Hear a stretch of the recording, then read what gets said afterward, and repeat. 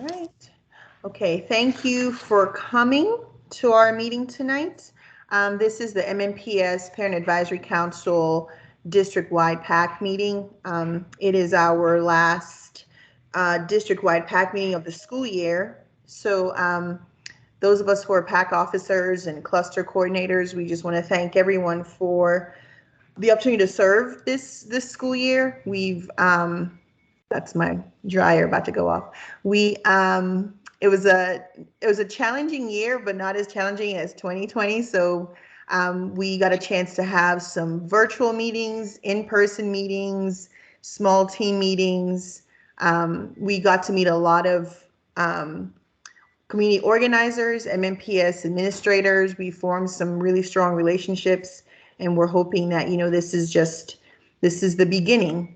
On the slide here, you'll see the current PAC officers. We're going to be talking later about elections for the next school year, so hopefully you'll hang out for that discussion.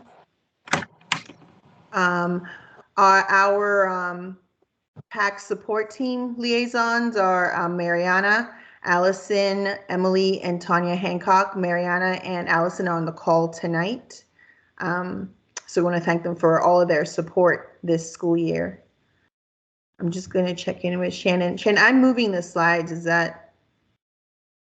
That is wonderful. Just tell me when I need to take back over. Okay. All right.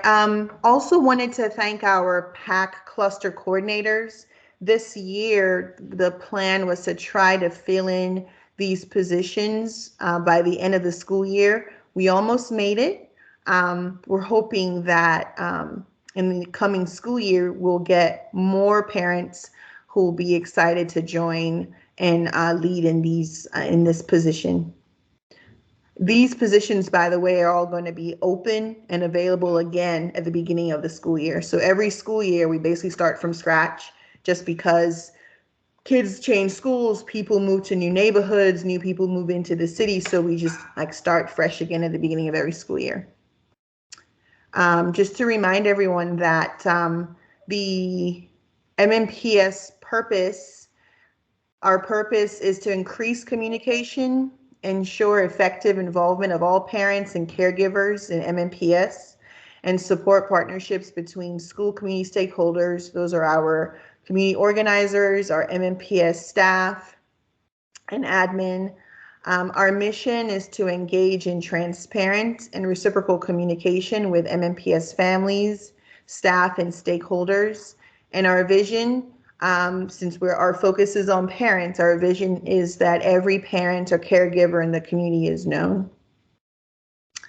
The agenda for tonight is shown on here. We have quite a bit, so hopefully we'll get to cover all of this. This meeting is being recorded. The recording is going to be posted on our website and on our YouTube page. The presentation materials will also be posted on our website, so you can access all of this after the meeting, and you can also share this information with folks who were not able to come during the live meeting. Go back here. One of the presenters we have here with us is our school board member from District 8, and she's going to present in a few minutes, but I just want to acknowledge her real quick, that she's here representing District 8. All right, Kevin. All right. I want to go over just a few meeting norms and then update you on some things that the PAC has been doing. First of all, in terms of norms, we encourage that you learn while you're here. Don't want to necessarily read these, but I want to highlight them. Speak to be understood. We want to listen to understand. When we're engaging in dialogue here at the table, return to being here. Work to stay engaged. We want to maintain this as a safe space for our conversations. Take care of yourself. Take care of each other. If you need to step away, please do that. And expect and embrace experiences of non-closure. We may bring up issues where we can't solve them.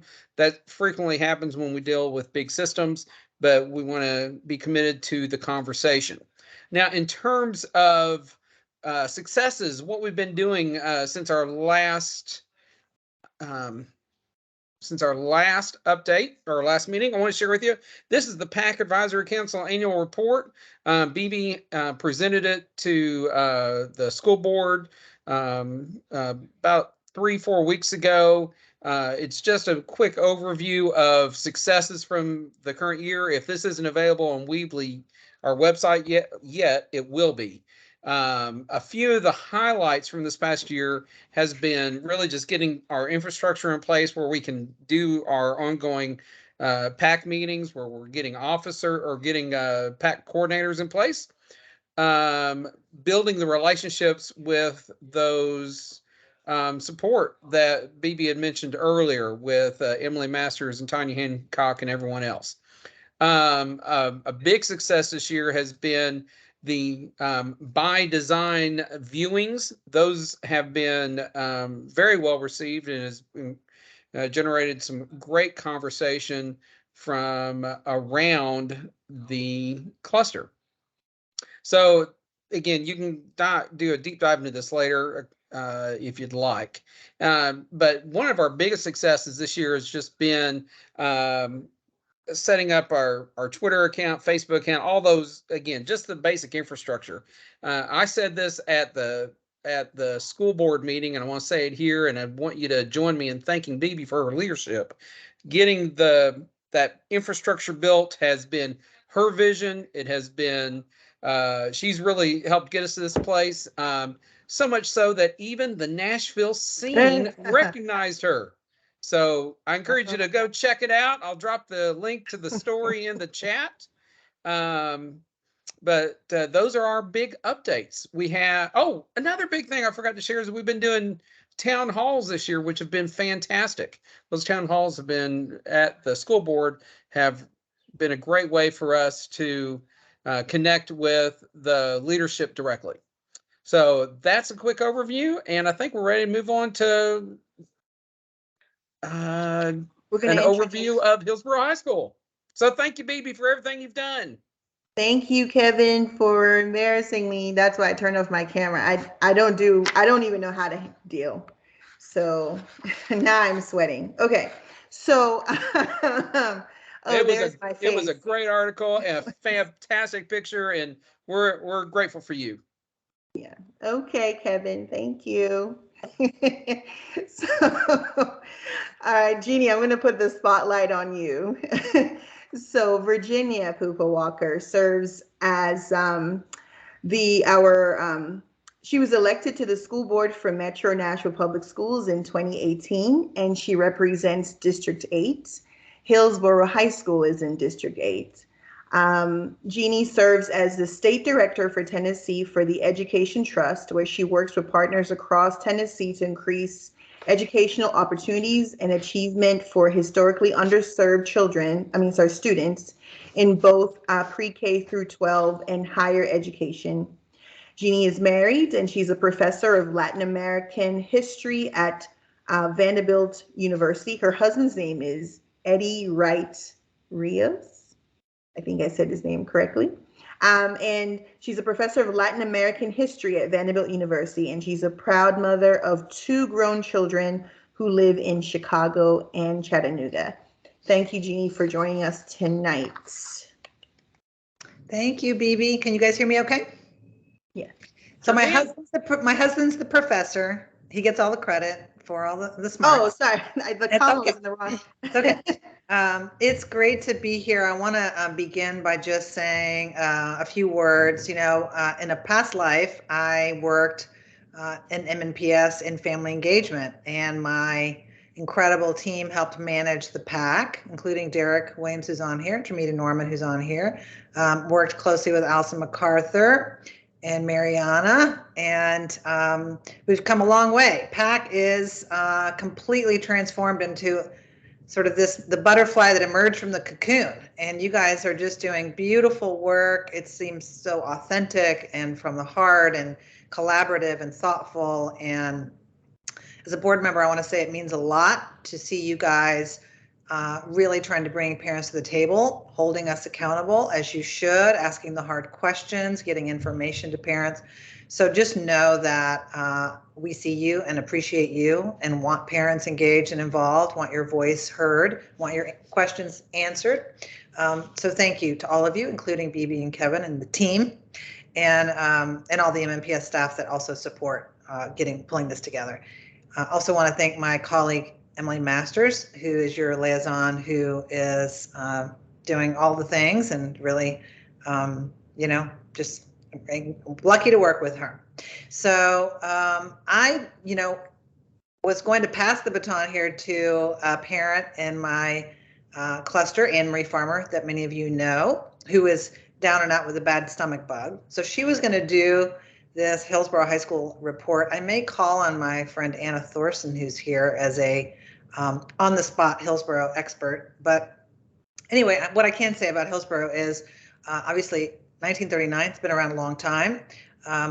There's an older picture of it, which is wonderful. But as you may know, Hillsborough has been completely rebuilt from the ground up and has a brand new facility, almost 100% ready to go. In fact, last week did a ribbon cutting for the big MTA bus shelter in the front of the school that is gorgeous.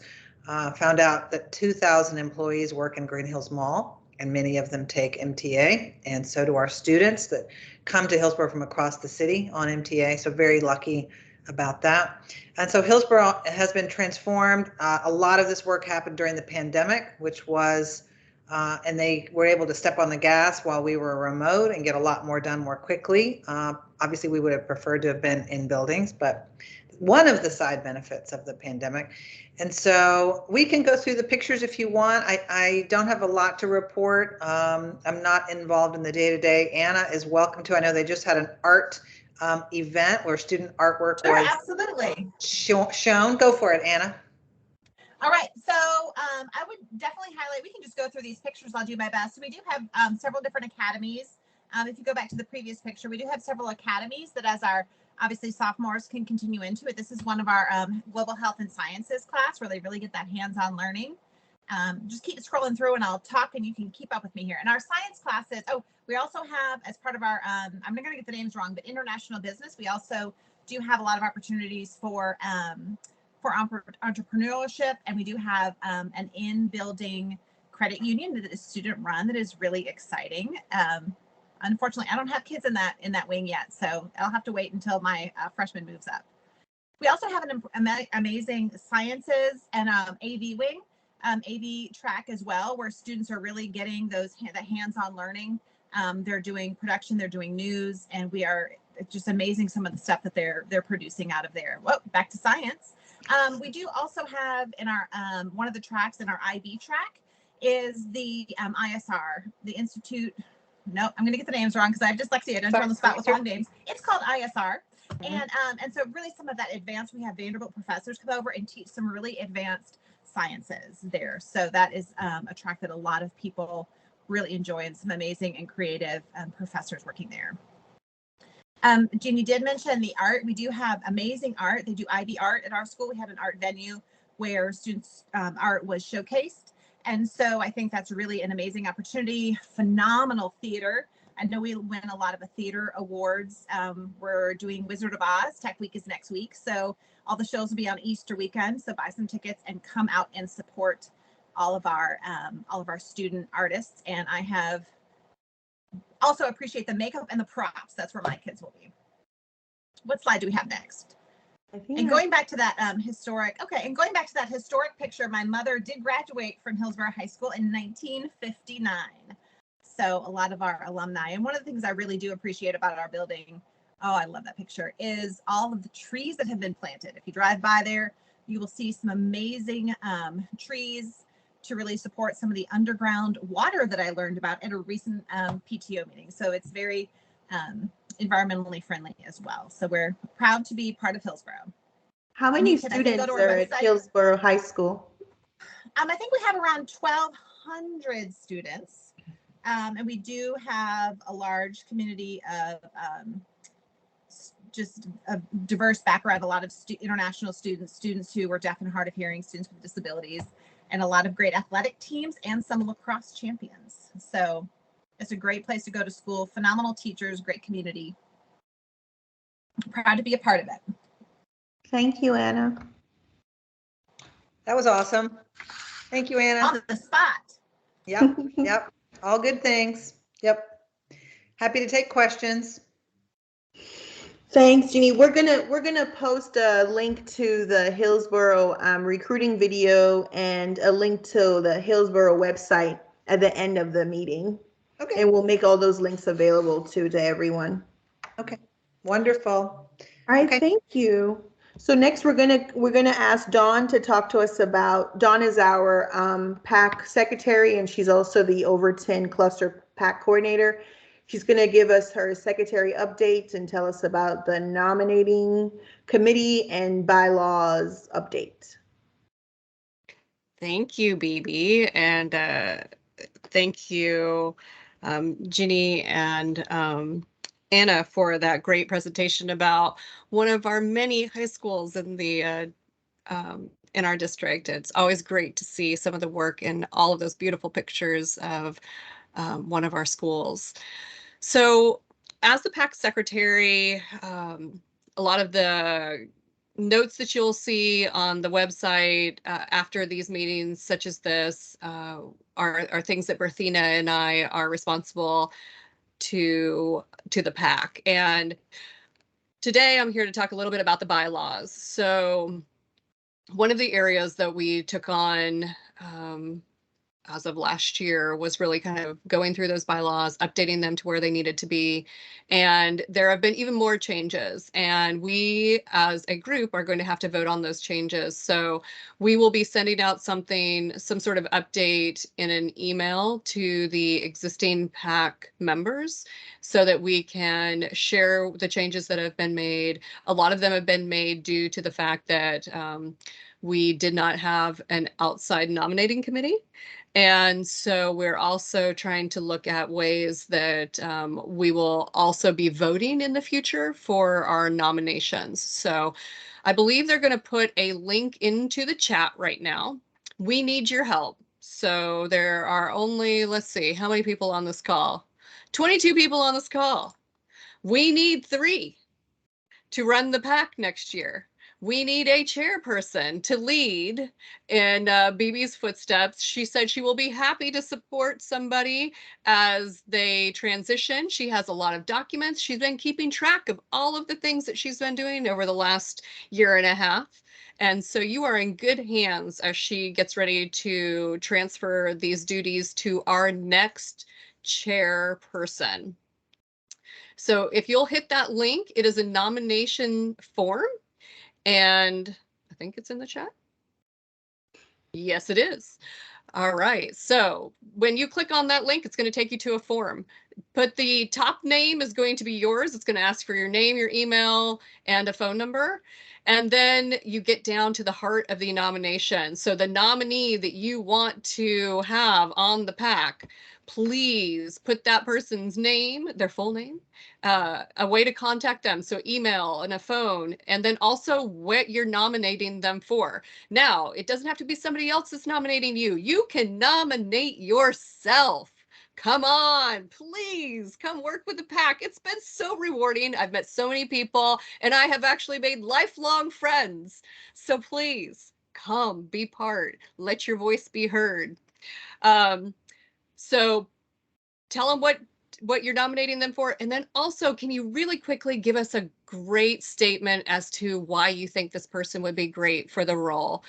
We will then be reaching out as the PAC current officers. We'll be reaching out to everybody that gets nominated so that we can make sure that they're also on board. Super excited. And we will be voting in May on those. So, and it will be done via an online voting platform. So check your email, and please, when you see that email come through, please help us vote for our new PAC officers, and then we will be meeting with them and sharing them out to the entire group, probably via an online event such as this. So looking forward to seeing you all. Can't wait. Come join the action. Thank you. Next, we've got Anna. Me again? You again, yes. My daughter walked in and was like, is that a picture of me? Okay, so I'm Anna Thorson, and you can see some of my credentials there. And tonight I'm here talking to you as the chapter leader of Start School Later Nashville, which is a national organization that was founded by some parents. And we're going to put in the chat some information about how you can reach us on social media and how you can access the national website that has some amazing resources. So we're going to talk about high school start times, and we've been talking about it for about 30 years. There's a great slide that Jeannie Walker actually prepared. So I pulled one of her slides in here. So parents started advocating for later school start times, high school start times in the 1990s with the sleepy teens. They polled parents, they talked to school leaders, and really got support for that, pushing back later school start times. Since that time, nothing happened in the 1990s. Parents Group had pushed in the 2010s, 2016, 2018. And again, Jeannie Walker commissioned an amazing report. I think we'll drop that whole report into the chat at the end of this talk. So really looking at all the reasons behind why we need to really move to start school later. So why do start times matter? Start times matter a lot. You can see here a list of all the organizations that support moving high school start times until 8:30 a.m. in the morning. It is pretty much universally understood that this is what is healthiest for teens. And the reason is, and we have in metro schools, we have the earliest start time in the entire country at 7:05 a.m., which means our students are waking up before, usually in the 5 o'clock hour, to catch buses and to get to school by the time the doors open around 6:45 a.m. And again, all our experts do agree that 8:30 a.m. is the appropriate time because as our teenagers grow, their circadian rhythms change. And so they naturally begin, you were a teenager once, to fall asleep at 11 o'clock and wake up at 9 o'clock. So having that legally mandated early start time at 7 a.m. is depriving our students of sleep. And I love this graphic here of the little coffee cup. It says that waking teenagers up at 6 a.m. is like having adults wake up at 3 a.m. And that really leads to a whole host of very serious consequences. Those consequences include lower grades, absenteeism, tardies, much more risky behavior, teen crime, drug abuse, sports injuries, and car crashes. So, I mean, those are all things that we work really hard as a community to try to fix and repair. And so one of the things we know that is kind of a silver bullet for all of this is just letting our teenagers sleep and get the sleep that they need. But one of the big focuses of our meeting tonight, coming up next, is around mental health. So I do want to focus for a second on mental health. One of my slides got pulled out, but that's okay. I'm just going to keep talking over here. You can review some of the myths while I talk. So one of the biggest impacts of chronic sleep deprivation is on this mental health piece. So there's a study done in Virginia, and this also study is included in Jeannie Walker's 2020 commissioned study that will be linked. And it showed that for every hour of sleep lost, feelings of hopelessness and feeling sadness go up 38%. Thoughts of suicidal ideation, 42%, and attempted suicide goes up 58% for every hour of lost sleep. Our teens need 9.5 hours of sleep. Our metro school students having to wake up at this early hour, they're losing about 2 to 3 hours of sleep every day. So you can see how that hour of sleep, those numbers really get into very dangerous levels. And we know in 2021, our Surgeon General urged us urgently, put out a huge report on mental health of teens, urging school districts to address the later start times and start school later now for the mental health of our teens. And in 2022, the Tennessee chapter of the American Academy of Pediatrics urged policymakers to start school in Tennessee no earlier than 8:30 a.m. What was the response from Dr. Battle and our school board?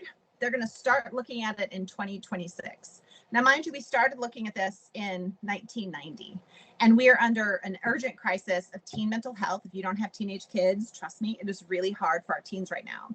And so we have to start taking this movement, start taking it seriously, and we need to act now. And the reason is we're behind the curve. Atlanta, Denver, Knoxville, San Diego, Seattle, they've all made these changes. Large districts, our same size, have already made these changes, and we need to do the same. So getting to these myths, I hear these a lot as I'm out talking to families. But the bus driver shortage is a big one we hear a lot. Other districts have done it during the bus shortage, and we can too. Anne Arundel County near Baltimore actually just made the change last year, and they're in the midst of the same severe bus driver shortage. They just decided finally that teen mental health and teen overall health is more important than some of these systems, and so they made that prioritization. Later start times are expensive. Well, that's not true. The Rand Corporation showed that Tennessee would save $120 million if we moved start times, not even including, that doesn't include the loss of life to teen suicide. We hear a lot, sports will suffer.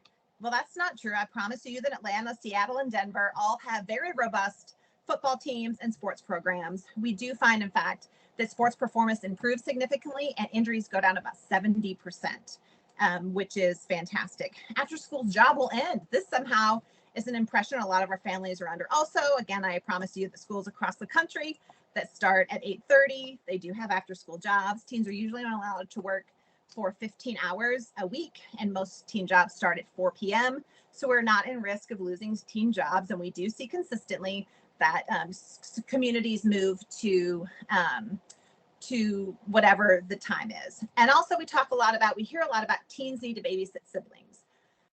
Well, we need to remember that teens are also children and they need sleep, and we have to look over that health, their health. We do have an aftercare crisis in Nashville. We have to address that, absolutely. But we do know that our aftercare and before care does adjust, just like it adjusts from when we were in middle school and we're at 9 a.m. start time to when at high school 7 a.m. start times. Those systems adjust around us. The other myth is that it's going to take years to do this, and it's not true. Denver made a short-term commitment. They made initial changes in year 1, and by year 3, they were completely switched over. And we know that our school board has done great work in the last several years to really prioritize teen health when they choose to. So the call to action here is we need you all to talk about it. You don't need, if you're having an elementary school kid, don't think you're going to wait. I thought that. I was wrong. 30 years, we got to push to make this change for all of our kids. So send those emails to Dr. Battle. Talk to your school board members. Make sure that our school board candidates are on board with this so they see the importance of these changes. Speak at a school board meeting. Ask your teens to speak to a school board meeting and really educate yourself around those myths. There's some great information on startschoollater.net. If you have any questions, feel free to reach out to me. And they're going to post all of the social media handles in the chat group. And I think that was 5 minutes and 57 seconds. And I went over by 57 seconds, but I'm done. Thank you. We're going to shift gears a little bit to our school counseling, social work, and psychology. Dr. Megan Kuson-Lark and Edward McKinney are on the call here, and I'll let them introduce themselves.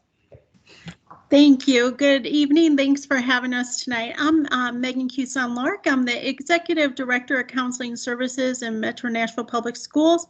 It's within the Department of Student Services. And my area that kind of falls under me as Executive Director of School Counseling, Social Work, Trauma-Informed Schools, and we have a CDC cooperative agreement that really focuses on student health, and then of course supporting our students who identify as LGBTQ. And so with that being said, Mr. McKinney will introduce himself too.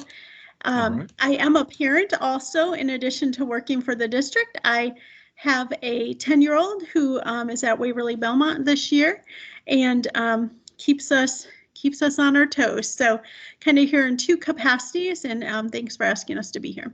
Okay. Mr. McKinney? Well, good evening, everyone.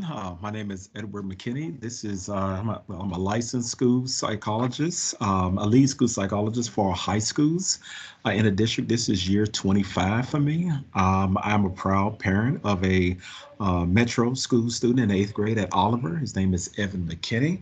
And I'm so excited about being here today to share with you about the work of school counselors, social workers, and school psychologists. So tonight we're going to talk a little bit about what we do, but then we're obviously going to connect it to mental health and what that looks like in the schools and different programming we have in place. So us school counselors, right, we follow a Tennessee model for comprehensive school counseling. This is based on the American School Counseling Association model, but not exactly the same. So school counselors really have 3 areas that they're focused on within the workday. That's academic development, right, at all tiers, ensuring kids are getting their academic needs met, but also kind of supporting them in the progression as they work towards graduation. So making sure they have the right classes to graduate.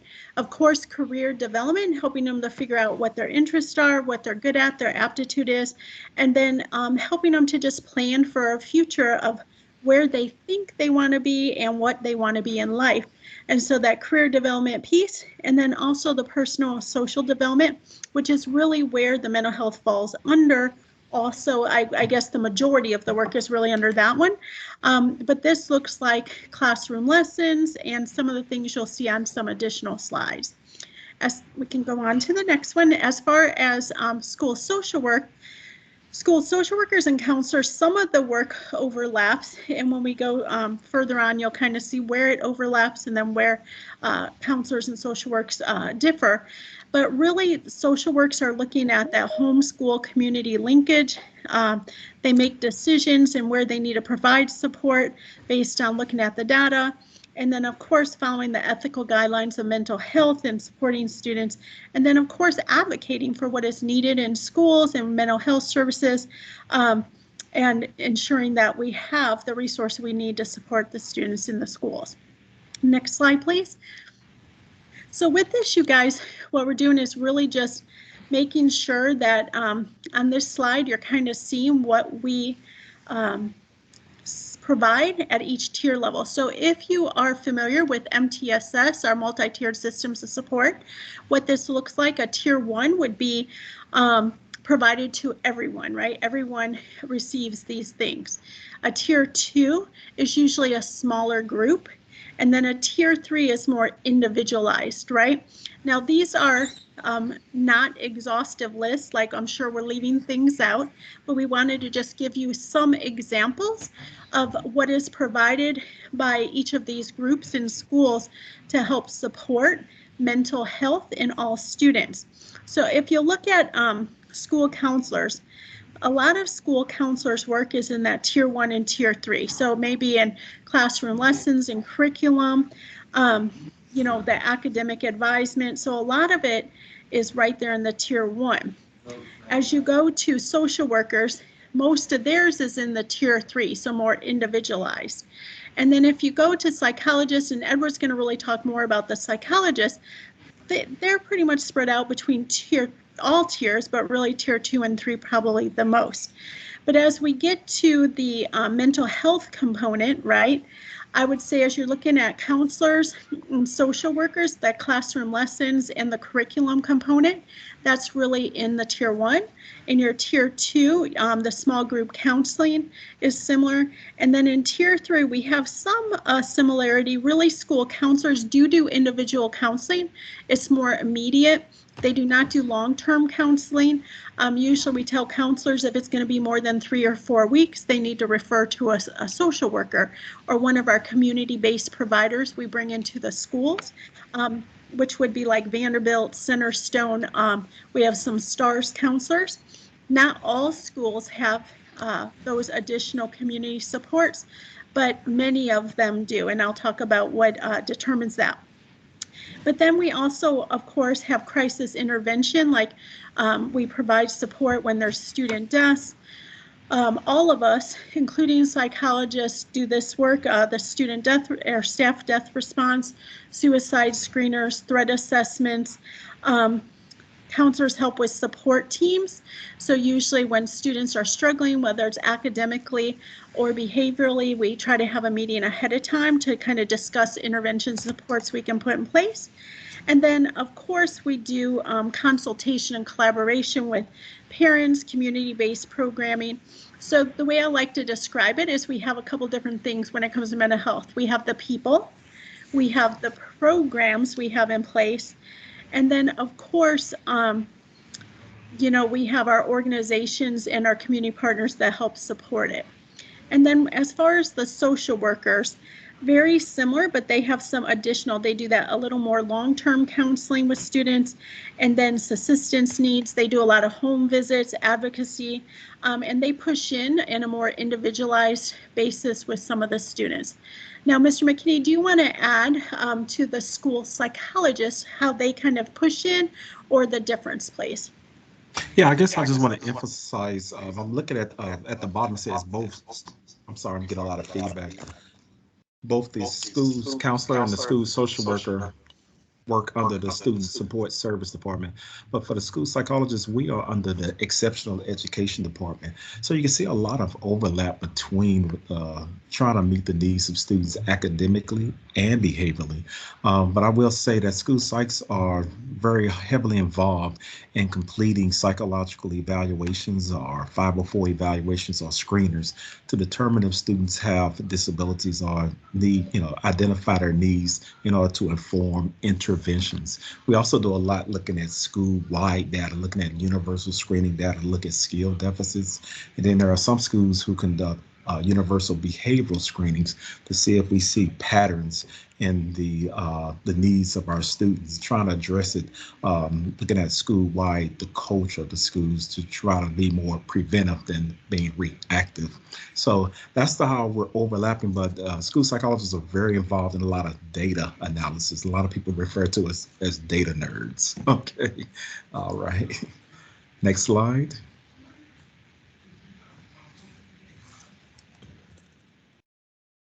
Do you want to address this, Megan? Sorry, I didn't realize I was muted. So obviously you'll see here some of the things that were on the prior slide of what we complete, but then in the little gray box, you'll see some of the overlapping responsibilities that we have. So with that being said, I won't go into it in great detail, but school counselors, social workers, similar in many ways, but we also have some additional responsibilities as school counselors that the social workers don't, and vice versa. So all of us have to work really hand in hand, make sure we align services, that we don't have any gaps and or overlaps, so that all students are receiving the services that they need. Now, one thing, you guys, that I don't have it on the PowerPoint, but I did want to mention, although we're talking about these three specific jobs or people in the schools that help support mental health, there are numerous others, right?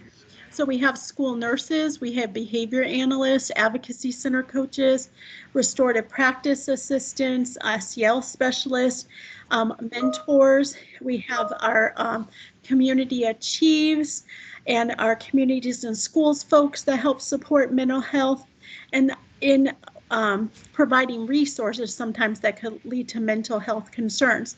And then of course we have our contracted school-based mental health providers. And then in regards to our processes, I just want you to understand how we find out when there are concerns. Obviously, sometimes behaviors that occur in school can tell us or kind of show us, indicate that there may be something going on, right? But the actual process or procedure we have in place in the school is that anyone can complete a collaborative referral if there's a concern, whether it's the student, a parent, a teacher, and with that collaborative referral, they can tell us what the concern is. We usually will then ensure that they are connected with a provider, and that way we can either provide resources, wraparound services, and just ensure they're getting their needs met. So we have the collaborative referrals, but we also do suicide screeners, threat assessments if we're worried about a threat. For some of our students who are transgender, we have gender support plans. We, those of us mentioned, aren't a part of the investigation within bullying and harassment, but will support students and the person who may be indicated as the bully will help to give them counseling and or support if a situation arises. We also, have our advocacy centers at our elementary schools for kiddos who are dysregulated and need to a calming space to kind of center themselves, get back to where they can enter the classroom again and learn. And then coming up in the next year at our middle and high schools, we're implementing peace centers, which will be a place for those students to go, kind of like an advocacy center, but within it to try to also restore any type of relationship that maybe was broken, or students got in an argument, something that is causing that dysregulation or a break in a relationship that can also impact mental health. So those are some of our people and our processes. And with that, we have numerous community partners and programming in place to help support all of that. But we kind of wanted to go high level, let you know some of what exists, but there is much more within that we provide on a daily basis. Dr. Kusan, can I add something to this? Sure. I just want to just emphasize I've had a great opportunity to work with some excellent social workers and school counselors over the years, and oftentimes they're doing some great work with our students. But there are times where we're noticing that a child's needs cannot be met in the general ed program or in the general ed environment. So there may be a need for more specialized services. And that's when we collaborate with those counselors and school social workers to see if a psychological evaluation is needed to determine, is this an issue where a child has maybe something like autism or an emotional disturbance? Or sometimes you have kids who are intellectually gifted who are having some social emotional challenges like anxiety. And then also looking at specific learning disabilities. So that's a good way how we collaborate to make sure we're meeting the needs, of our students academically and behaviorally. Correct. And then I'll just add one more thing to that. We also, in general ed and in the exceptional education setting, we do sometimes try for functional behavior assessments, right? We need parental consent for that. Or we'll put behavior intervention plans in place. And then with safety plans, we work together to create those when they are needed. So there's the three groups of us work very hand in hand together. But there are other people who also help to support that. So I'd be remiss in just saying it's these three groups. We have numerous other groups that help in some way to support student mental health. These are the main groups that are really trained in mental health. But, there are others who help support it in other ways. Thank you very much. Do we have an opportunity to look at the chat and see? We have, I think, room for maybe one question to be answered. And then hopefully you'll be able to take some of this information and put it on your internal sites. Sure, and there were other slides which we didn't mean to necessarily go over. We just wanted to provide the information if you want to have it in addition to what we discussed. And if you have further questions, obviously, please ask. So let's see here.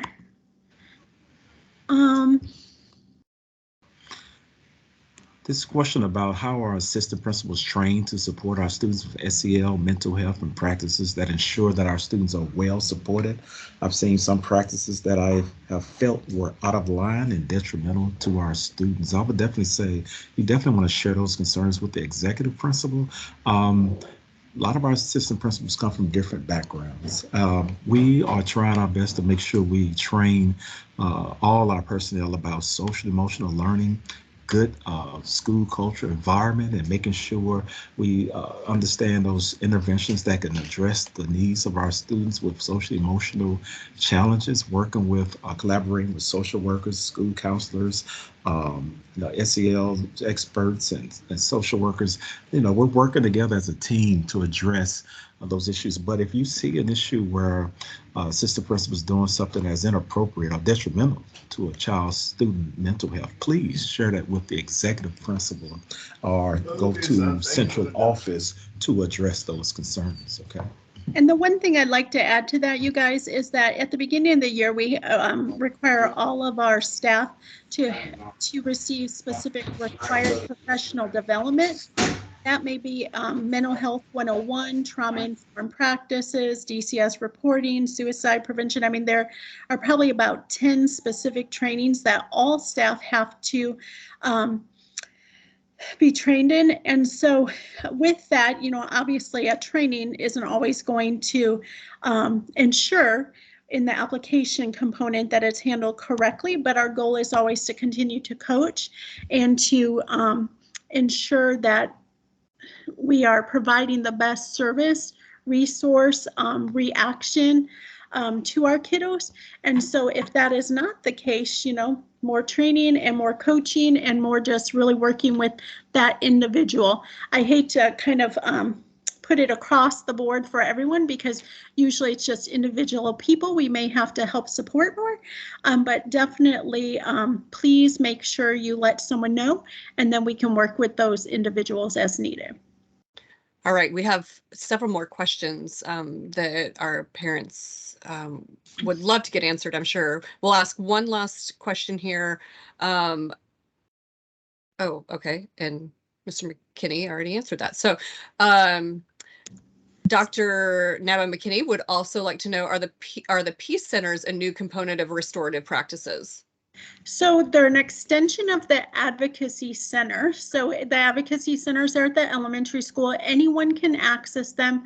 We have two ways of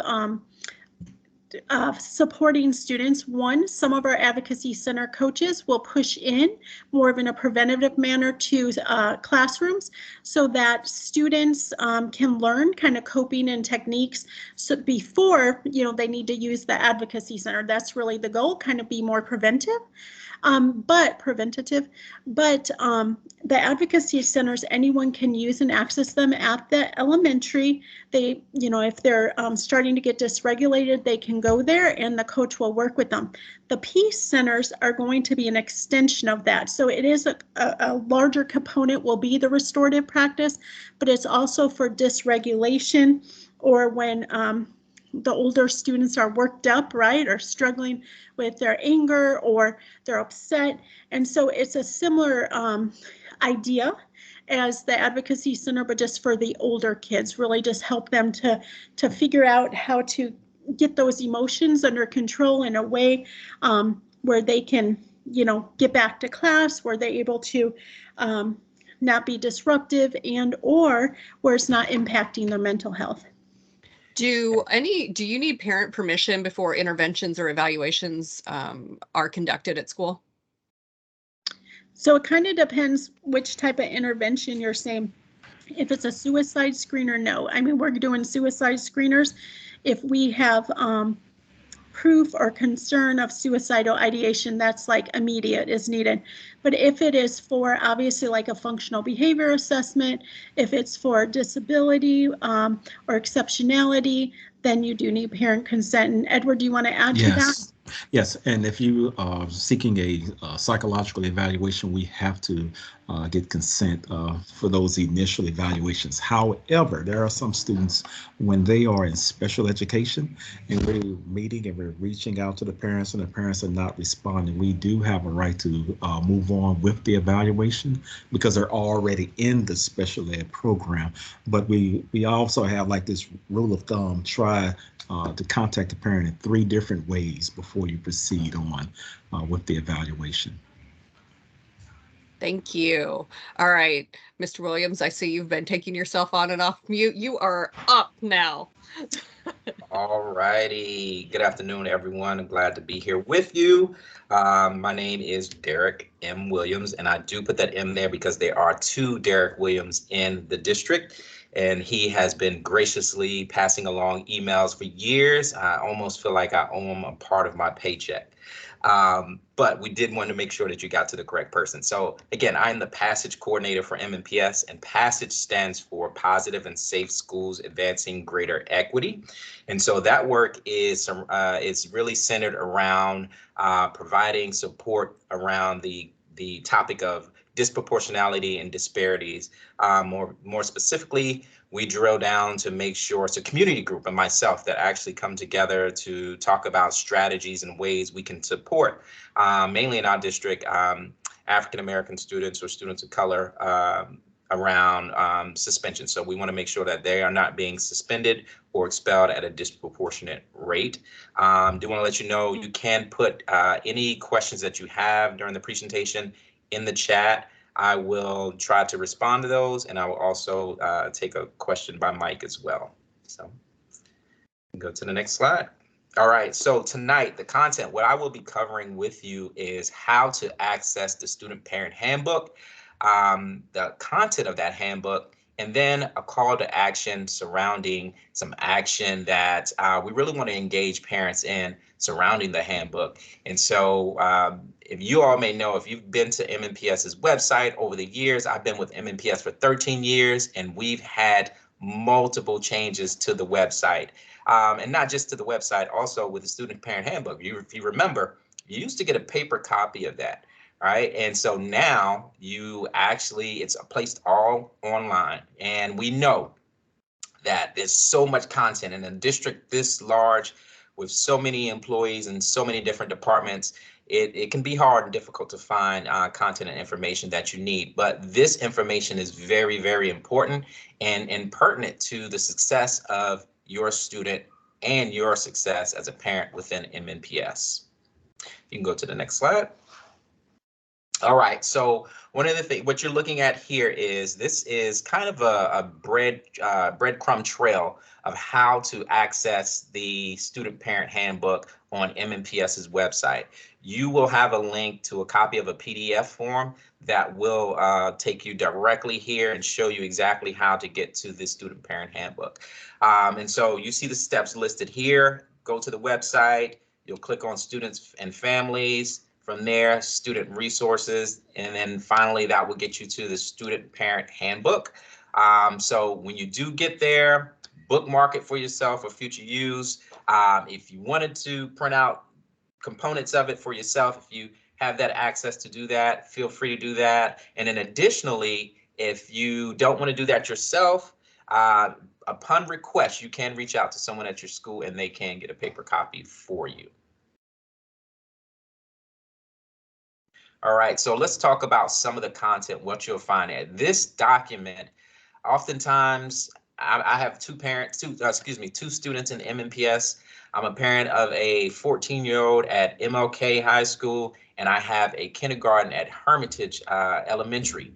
And so I remember, with my 14-year-old, the student parent handbook coming home, even as an employee, it's just so much information. So one of the things that they did by putting it on the website is they broke it up by different areas of content. And so if this was something that you were that was important to you at the moment, or if you felt like you had a question surrounding, my rights and responsibilities for myself, for my student, and in what's my role, right? And so with the rights and responsibilities, we want you to know that. We want to empower all parents to have a full understanding of their right, but also so that you can be the best advocate for your student as well. And then eventually having your student or your child be a best advocate for themselves.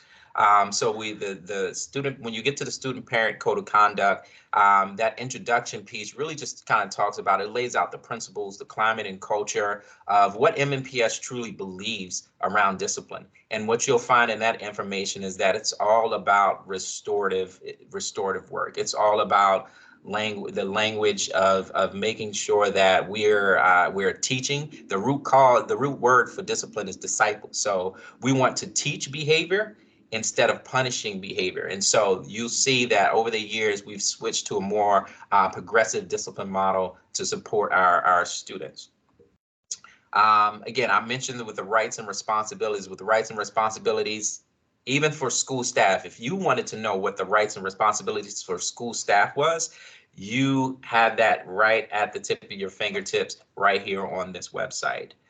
We also included in that area family resources, right? Because if conduct is something that, as a parent, I may be getting called to the school for whatever reason, and I feel like I need some additional support, we have that connection right here on the website for you. Additionally, if you want to know policies and procedures And there's a range of policies and procedures listed in this handbook, anywhere from Section 504 support, from personal rights for students or violation of personal rights for students, students with disabilities, homework guidelines, all those policies and procedures are listed here. This document is also where those forms that you'll need to sign, and I think now they have it where you can digitally or electronically sign, given permission slips for the school or for your child. All that is here in the Student Parent Code of Conduct as well. Next is the progressive behavior responses. That really talks about a lot of what Ms. Kusan-Lark, Dr. Kusan-Lark spoke of with the MTSS, the multi-tiered system of supports. It really talks about that paradigm shift that we've gone from just handing out discipline to really how can we support students? How can we get them the support and help that they need? But then also, how can we equip our teachers, our deans, our APs and principals to really help support our students and begin to think differently in terms of discipline throughout the district and the school. And then finally, the discipline responses. If you wanted to understand the codes or how things are coded, so if you've ever had to be a part of the dreaded phone call from a school because of something, some violation to the code or code of conduct, this is where you can really equip yourself with the knowledge of what the codes are, what are the responses related to those codes. So if we talk about those rights and knowing those rights and advocating for your students and making sure that discipline is handed down in a fair way, this is the place that you come to get a better understanding of it, which leads me to my next slide, the call to action. Every year, the school board the school district is tasked with pulling a group together to really review discipline, to talk about the codes and just the handbook in relation to discipline. And so with that, we bring a group together and we talk about possible changes. How can we make this better, right? We want your voice, right? We want you to have a seat at the table in this. And so I will be working to lead a group of parents in this discussion to get more feedback from you all to see what can we do better. We want to know that. And so again, I can be reached at derek.m.williams@mmps.org.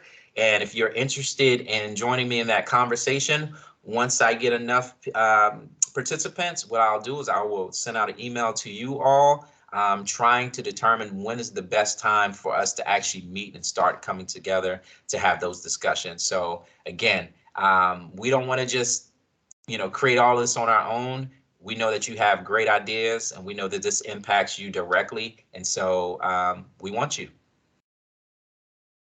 All right. Thank you. Trying to see if we have specific questions. Can I briefly, I noticed someone keeps asking, how do students get access to the advocacy centers? I'm assigned to high schools, but I was hoping some of our elementary people can address that. So students can self-select or identify if they feel like they need to go to an advocacy center. So if they're at a point to where they recognize their range of emotions and they realize that, hey, I need a moment, I need to step away from this environment, they can be allowed then to go to the advocacy center. In addition, if something is happening in the classroom and teachers notice that a student may be becoming dysregulated, then what they can do at that time is they can make a suggestion or recommendation for that student to go to the advocacy center. It's not punitive in any way at all. It really is an opportunity for students to go have a moment to clear their head, get focused, talk through some things, and then get back to the academic setting. Thank you. I think there was another question. I'm not sure who can answer this. Is there a plan in place to help students struggling with depression to get help instead of suspension? Yes, so normally, I mean, obviously, if we know that there's depression or that there is something impacting mental health, we're going to try to provide those supports right through one of our many resources, whether it's they're connecting with their school counselor, the social worker, one of our community partners who can provide weekly counseling or therapy counseling sessions. I don't want to say therapy because we don't necessarily, it's more counseling sessions. Then we will do that, right? If we think that the situation's a little more serious, right, in the sense that there may be self-harm or some ideation going on, kind of depends on the extreme, the kind of the level or the situation of how it's presenting itself, then obviously we'll connect them. You know, we use mobile crisis a lot. We'll complete suicide screeners. We have agencies we can connect them with. It really just depends. I mean, each situation is so different. We have to look at what's currently in place. Are they receiving services? And we connect. Sometimes we'll get a consent form signed so we can speak with the counselor who's working with them if it's an outside counselor. You know, so it really just kind of depends on the situation. Now, sometimes we do know that students who have a variety of either mental health concerns or situations going on, that they act out, right? Or sometimes they self-medicate. So we do know that. However, if that's not something we're aware of from the start, and then there's a behavior, obviously they're going to handle it more from a disciplinary standpoint. But, you know, we are going to do what we can in the schools once we're aware of some type of mental health concern. So I don't know if that answered it. It really, each situation is just so different. It's hard to answer that broadly, but we have various levels of support. And Derek, I know you want to probably add. I know you handle. Go ahead. And I want. Yeah, really quick. One of the things is that I don't know. Edward can probably tell you, we are working to help teachers through our trainings that we're our mandatory trainings. We're trying to help our staff to better identify what students might be going through. So in addition to the mental health 101, I know a lot of our staff have also been exposed to our youth first aid youth mental health training. And so you know, if that is noticed, then what we're doing in addition, right? Because once a referral is written, that referral then goes to the dean or the AP, who then makes a decision on what that response is going to be. Hot off the press, something that we're working on. So this is exclusive information. We are developing what's called a reflective disciplinary response questions. And so with that, APs and deans, those who are making that decision on what that response will be, will go through a series of questions. This is an opportunity for them to pause, think about where they are in terms of their regulation when they're making that decision on what's going to happen, but then also to think about that student. Take a step back, think about, you know, have there been changes in the student's behavior? Is this normal? If this isn't normal, you know, think about what else could be impacting the student before you make that decision to choose exclusionary discipline. But then also, let's see what alternatives to exclusionary discipline that we may have at our hand.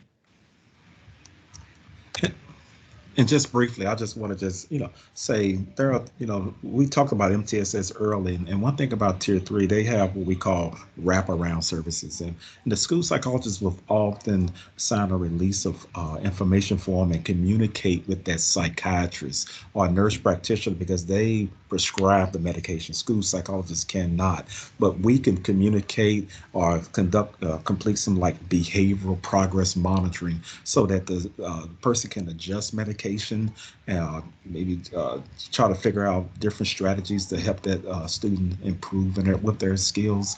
And so that's part of that wraparound services where we're working with outside community providers. That's another way to address that things like depression and anxiety. Hey, Dawn.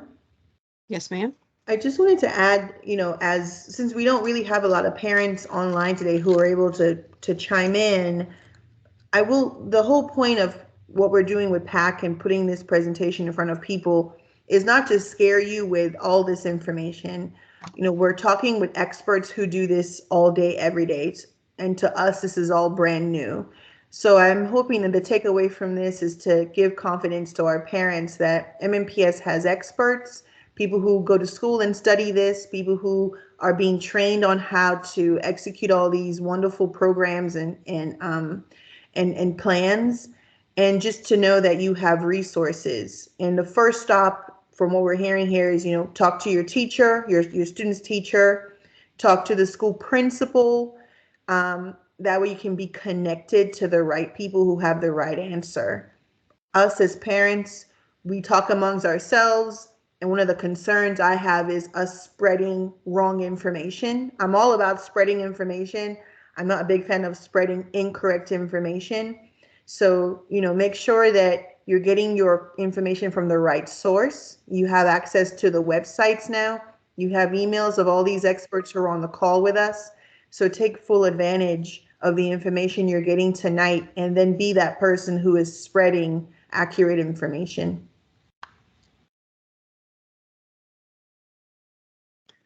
Excellent voice. And so it's been a great conversation, and obviously, as you all see, parents are very vested in their kids and really interested to know how to access some of these great programs that you do have. To close us out tonight is my co-secretary, Dr. Berthina Neva-McKinney. So over to you. Thank you, Dawn, so much. Really appreciate it. And I just want to take a moment, everyone, to thank our speakers tonight. We learned a great deal of information, important information, and useful information that will not only help our students, but help our families as we navigate this space. And so I just want to go ahead and name everyone. We want to thank School Board Member Jenny Pooper-Walker for taking the time out to join us. And we hope, we pray that Anne Marie Farmer gets better and feels better soon. So we want to keep her in our thoughts. We want to thank Anna Thorson for telling us more information about Start School Later. We want to thank Dr. Kusan Lark and Mr. Edward McKinney. And then we also want to thank Mr. Derek Williams as well, for your thoughtful insight in your presentations. I think it's so critically important now that we are really addressing the social, emotional, and mental well-being of our students and our families across MNPS. I'm really happy to see the different programs that we have in place and the things that we're doing across the district to mitigate and support families and students within our district. I do want to close out with our final thoughts. There are a few upcoming events that are happening across our district. One, which really relates back to is standardized testing, which is coming up. We have the 10 Ready coming up. I believe it starts around the 18th of April. Please make sure that you are connecting with your schools to find out more information about 10 Ready and as well as the other exams that are standardized exams that are coming up. Make sure your students are eating well and sleeping well prior to testing to ensure that they do well on those assessments. Also, prom is coming up. So some of our schools have already had prom, and there's other proms that are coming up through between now and the end of the school year. So we wish your students and your families well. Those are exciting times and great times to celebrate. Graduation is coming up. So we wish all of the families who have students that are graduating, whether that is kindergarten graduation, 8th grade graduation, or high school graduation at every tier, we're really excited and wish you and your family all the best during those times. Teacher appreciation is the first week of May. And so we want to thank all of our teachers for all of their hard work and everything that they have done to support our students and our families during this time. It has been a tough year, but we just want you to know from the Parent Advisory Council that we truly appreciate you and we truly appreciate all that you do for our children. We do have a call to action. If any parent is interested in joining the PAC, the Parent Advisory Council, please reach out to us. You can reach out to us via Facebook or Twitter. You can look at our website on Weebly and reach out to us, and our contact information is on the website. We are really looking for more parents to join the PAC, and we welcome you and we encourage you to join. The more parents that we have involved, the more vested we are within our community, and the better our school system will be for not only our children, but all children across our district. Also, we have another call to action. So if you are a current PAC representative, we invite you to consider, as Dawn had mentioned earlier, to become a PAC leader and join the PAC at the board level. So we are really encouraging you to nominate yourself or nominate someone in your community who has served on the PAC, have experience on the PAC, to be able to come into leadership. And then lastly, school board elections are coming up. So school boards in District 2, District 4, District 6, and District 8, all of the even numbers are coming up. So please make sure that you are looking at your candidates, reviewing their information, and doing your due diligence. Share it with families within your community. Have those important conversations and reach out to your school board members. Elections start April 13th. Early voting starts April 13th through the 28th, and election day is May the 3rd. Without further ado, if we don't have any other questions, we bid you all a farewell and a good night, and we wish you all the best. Thank you so much for joining our PAC meeting and being a part of the PAC. Thank you all for participating, and thank you so much to our district members, as well as our Metro Council members and our school board members for partnering with us to do what's best and to support families and students across our district. Have a wonderful night. And look at that, 7:14. Couldn't have timed it any better tonight. Okay. Thank Can we you. end the recording?